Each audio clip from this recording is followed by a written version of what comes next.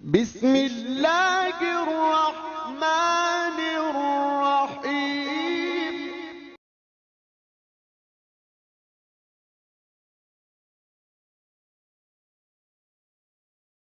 محمد الا رسول، یہ آیت ہمیں بتاتی ہے کہ سنت صدیقی کو تھام لو، اپنے اکابر کی جگہ خالی دیکھ کر دل نہ ہارو، اپنے زمانے کی قیادت اللہ نے تمہارے حوالے کی ہے، اس کا احساس رکھو۔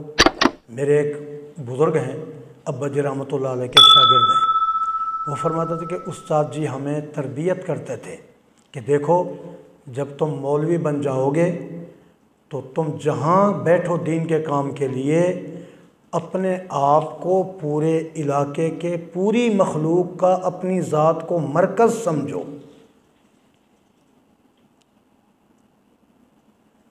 ہر آدمی سے ہمدردی بغیر کسی تقسیم کے۔ جب میں اپنے اندر یہ نیت کر لوں گا، اللہ تعالیٰ مجھے پھر آگے اعمال میں توفیق دیں گے کہ میں مرکزی حیثیت سے زندگی گزاروں گا۔ پھر میری نقل و حرکت عوام سے مختلف ہوگی، خواص سے بھی مختلف ہوگی۔ ہم تو خاص الخواص طبقے سے تعلق رکھتے ہیں، ہم تو اللہ تعالیٰ کے دین کے امام ہیں، ساری امت ہمارے پیچھے صف بن کے کھڑی ہوئی ہے۔ اب ہر صف کا الگ امام ہم کیوں بنا رہے ہیں؟ جب لوگ ہم سے مایوس ہوں گے تو ہر صف والے اپنا امام تلاش کریں گے۔ جب ہم پوری امت کو قیادت کو سنبھالنے کی نیت کریں گے، اللہ صلاحیت بھی دیں گے، طریقہ بھی سکھائیں گے، اور لوگوں کے دلوں میں ہماری عظمت و محبت اور اعتماد بھی ڈالیں گے۔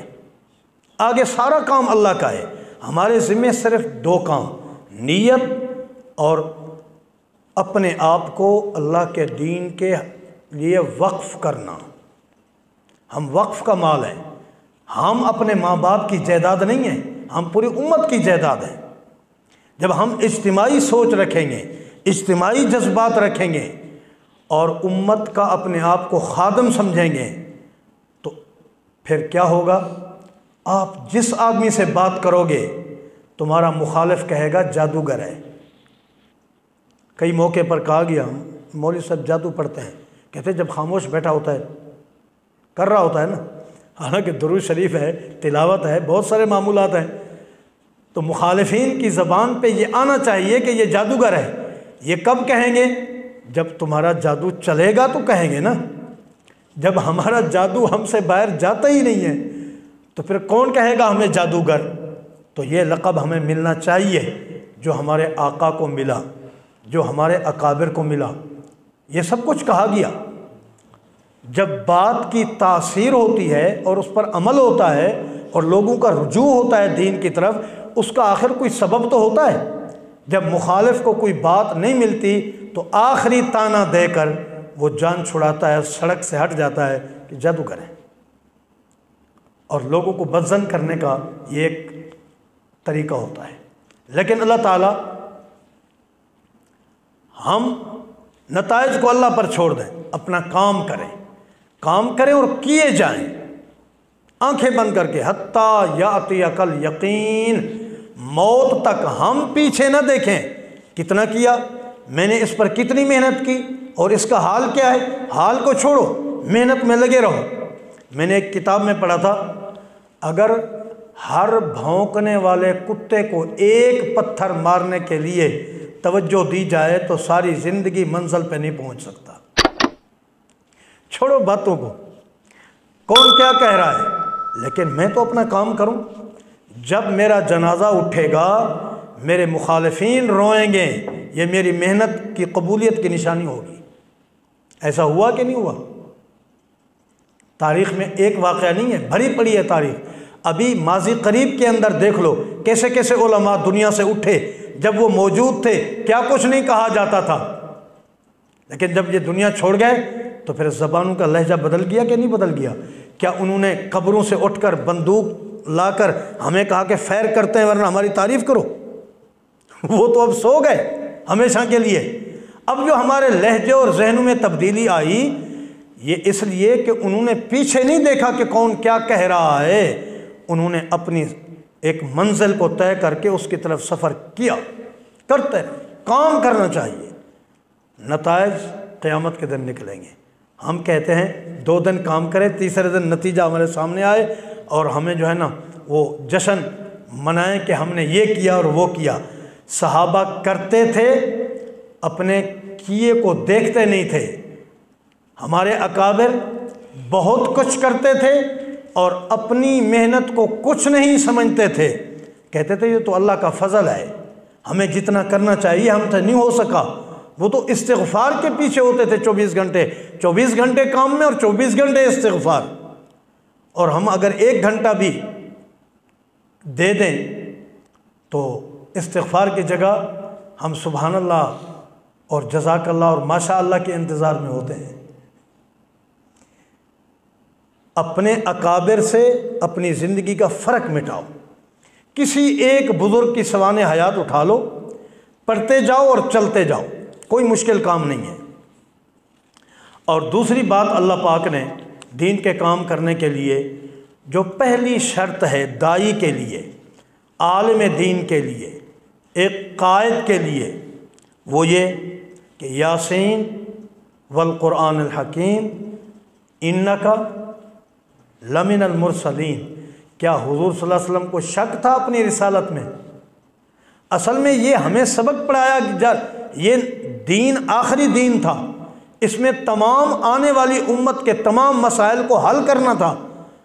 تو اللہ نے کہا جب نبی کے منبر اور مصلی پر حضور کا کوئی نائب آئے گا تو وہ یاسین پڑھے گا، اس کو یاسین کا شروع بتائے گا کہ کام کس طرح، ابتدا کیسے کرنی چاہیے کام کی۔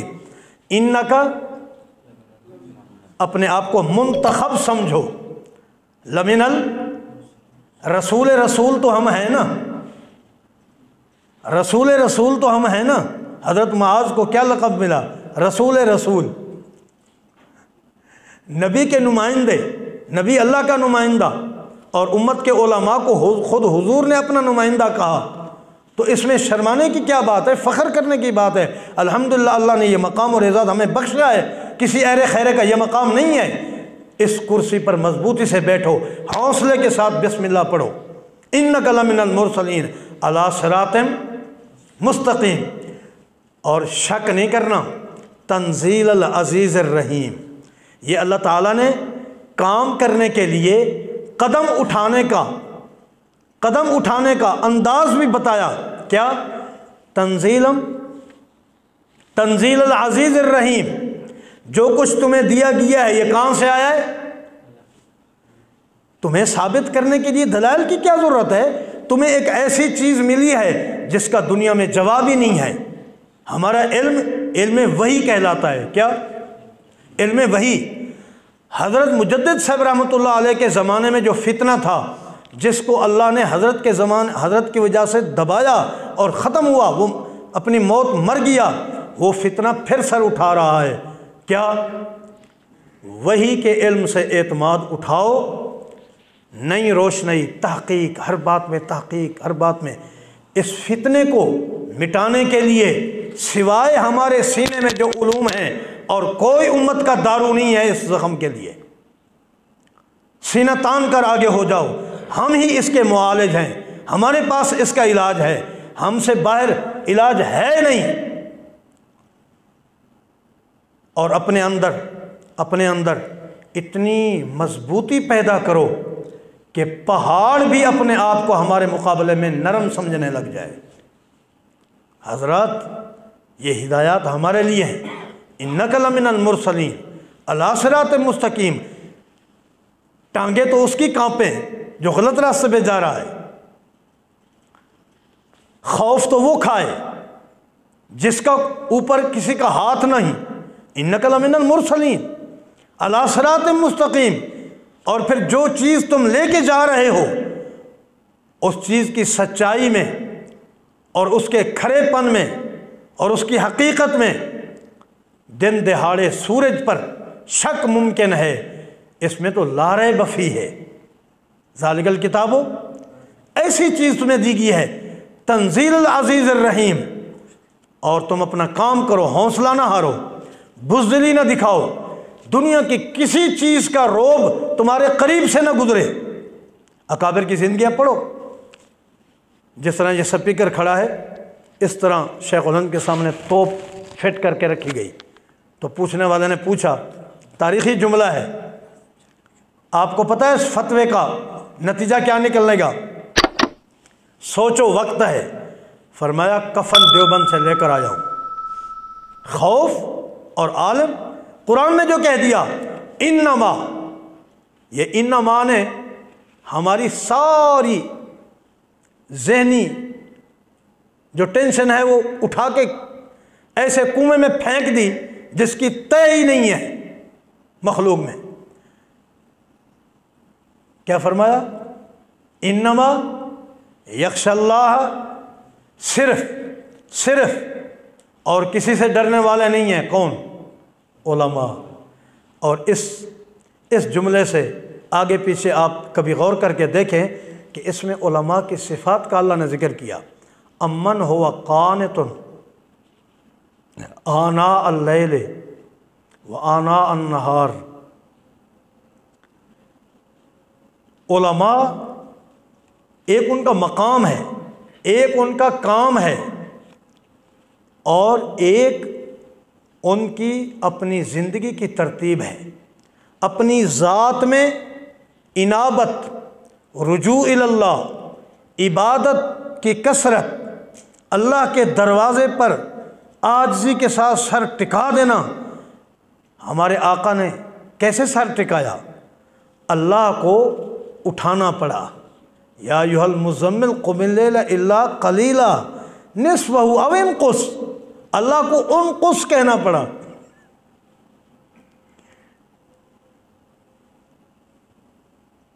یہ جب صفات آتی ہیں تو ان صفات کا فیض رہتا نہیں ہے، آگر منتقل ہوتا ہے۔ پانی اپنا راستہ خود بناتا ہے۔ اگر چشمہ ہی خشک ہو جائے تو لوگوں کی فصلوں کا کیا حال ہوگا؟ حضرات، ہم امت کے درد کی دوا ہے، ہم لوگوں کے مسائل کا حل ہے۔ لوگوں کے پاس ہمارے کسی مسئلے کا حل نہیں ہے۔ اس چھوٹی چھوٹی سوچوں سے اپنے آپ کو بلند کرو، خود ہی کو کر بلند، اتنا عرش کے قریب جا پہنچیں کہ ہر تقدیر سے پہلے خدا بندے سے، یہ بندہ بنے نا، یہ بندہ، یہ کوئی عام بندہ نہیں ہے، یہ تو اللہ نے کہا عباد الرحمن یمشون علی الارض ہونا۔ بھیڑ بکریاں اگر گدھا کسی کو دیکھ کر آواز نکالے تو وزیر اعلیٰ اور وزیر اعظم کے منصب میں کمی آ سکتی ہے؟ عوام تو کل انعام ہے، بھیڑ بکریاں، ان کی طرف دیکھ کر ہم اپنے مقام کو کیوں بھول جاتے ہیں؟ قطعاً عوام کی غلطیاں یا اپنا پروٹوکول، یا میں آپ سے پوچھتا ہوں، ہماری ایک گھریلو زندگی ہے کہ نہیں ہے؟ ہم گھر کے بڑے ہیں کہ نہیں ہیں؟ اگر 1 گھنٹے کے لیے ہم اپنے گھر کے بڑے ہونے کا دعویٰ کر کے گھر میں بیوی اور بچوں سے اس طرح بولیں، اے بدتمیز، تو 1 گھنٹے کے بعد حشر کیا ہوگا گھر کا؟ اگر اپنے گھر کے نظام کو درست رکھنے کے لیے ہمیں بہت کچھ پی جانا پڑتا ہے، تو پھر اتنی بڑی امت کو سنبھالنے کے لیے ہم چھوٹی چھوٹی باتوں کو اپنے دماغ میں سوئی کی طرح چبھو کر گھر بیٹھ جائیں کہ اب امت اس لائق ہی نہیں رہی۔ یہ تو بے دینوں کا مسلک ہے کہ جب 313 مومن ہو جائیں گے تو امام مہدی پھر آئے گا۔ جب دین پھیل جائے گا تو کسی عالم نے ان سے پوچھا تو پھر یہاں وہ پاپڑ بیچنے آئے گا۔ جب دین سے دنیا دین اور اخلاص اور اچھی باتوں سے بھر جائے گی تو امام مہدی یہاں پاپڑ بیچنے آئے گا، پھر اس کی ضرورت کیا ہے؟ اللہ نے اپنے محبوب کو، کائنات کے سردار کو کیسے معاشرے میں بھیجا؟ کیسا بگڑا ہوا ماحول تھا؟ اللہ تعالیٰ مدینے میں بھیج دیتے، اپنے آقا کی ولادت مدینے میں کر دیتے۔ وہ قدردان لوگ تھے، مدینے میں کتنے علماء اس لیے وہاں بیٹھے ہوئے تھے، مدتوں سے نسلیں چل رہی تھیں کہ آخری نبی یہاں ہجرت کر کے آئے گا، تو اللہ تعالیٰ وہاں پیدا فرما دیتے تھے؟ نہیں، اللہ نے کہا میں اپنے محبوب کی شان دکھانا چاہتا ہوں. کبھی کبھی اللہ تعالیٰ کسی بے وقوف کی زبان کھلواتا ہے تاکہ میں اپنے دین کے، اپنے محبوب کے دین کے عالم کی شان ظاہر کروں کہ یہ اپنی شان سے مرو باللغو مرو کراما اذا خاطبهم الجاہلون قالوا سلاما، یہ اس کی تصویر بنتا ہے کہ نہیں بنتا؟ آپ حیران ہوں گے، یہ 2-4 دن پہلے کا واقعہ ہے. میں اپنے پڑوس میں جس مسجد میں نماز پڑھتا ہوں وہ مجھے بڑی منتیں کر کے لے جاتے ہیں کہ آپ جمعہ پڑھاؤ. میں کہیں 2 مہینے 2.5 مہینے کے بعد ان کو وقت دیتا ہوں. اب اس مسجد کا متولی آیا نماز کے بعد، 2 آدمی میرے ساتھ مصافحہ کر کے بیٹھ گئے. مجھے، وہ بیچارہ عالم نہیں تھا، مجھے کہتا ہے مولوی صاحب یہ کیا نماز کے بعد تم لوگوں کو ساتھ بٹھا کر مجلس شروع کر دیتے ہو؟ نماز کے بعد یہاں بیٹھنے کی اجازت نہیں ہے. میں نے کہا بڑی مہربانی، شکریہ، جزاک اللہ، آپ نے ہماری غلطی بتا دی، آئندہ نہیں ہوگی. وہ مہمان تھے، انہوں نے کہا یہ بدتمیز آدمی ہے. میں نے کہا چپ، اللہ ہماری قوت برداشت کا امتحان لینا چاہتے ہیں. ہم تو یہ ہیں اور گھوم رہے ہیں عوام کے ساتھ. بھائی بھائی کے ساتھ اختلاف کرے، مقابلہ کرے، بات بنائے تو بات کسی حد تک ٹھیک ہے. بھائی آپس میں بات کریں اور باپ کسی بھائی کی سائڈ لے لے تو باپ کی پگڑی اور عظمت بحال رہ سکتی ہے؟ یہ تو باپ ہے. اس نے تو ہر حال میں بچوں کو سمجھانا ہے اور ان کی ہر بدتمیزی کو برداشت کرنا ہے، باپ بن کے رہنا ہے. ہم نے حضور کے دین کا نوکر بن کے رہنا ہے. اگر بھانجے کی سخت کلامی پر ہاتھ اٹھتے اٹھتے رک گیا، بھانجے کی بدتمیزی پر ہاتھ اٹھتے اٹھتے رک گیا، کیوں؟ کیا سوچ کر؟ بہن کو سوچ کر. ان چھوٹے چھوٹے رشتوں کی جگہ اگر ہم حضور صلی اللہ علیہ وسلم کے تعلق کو رکھ لیں تو بات سمجھنے والی ہے کہ نہیں ہے؟ ہم کیوں عوام سے الجھتے ہیں؟ ہم کیوں وڈیروں سے خائف ہوتے ہیں؟ ہم کیوں رزق کے معاملے میں خائف ہیں کہ اگر اس سے اختلاف ہو گیا، اگر یہ ناراض ہو گیا؟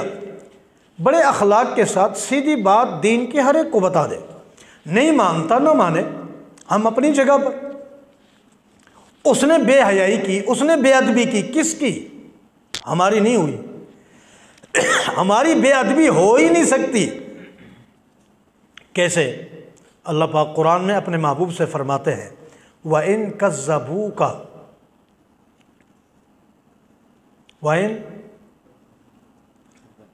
فَإِن كَذَّبُوكَ، اگر یہ آپ کی تکذیب کرتے ہیں، یہ کوئی نئی بات تھوڑی ہے. پہلے ہی عوام نے، لوگوں نے اپنے رہنماؤں سے ایسے ہی کیا. بل کذبوا، نہیں، 11ویں پارے میں ہے کہ یہ آپ کی تکذیب نہیں کرتے بلکہ یہ خدا کی تکذیب کرتے ہیں. نہیں، یہ اس سے آگے ہے، اور اس کے آگے ہے بل کذبوا بما لم یحیطوا بعلمہ ولما یاتہم تاویلہ. یہ جاہل، اناڑی اور ضدی، صاحب مطالعہ، غیر عالم، ضدی، اناڑی کا مزاج اللہ نے بتایا.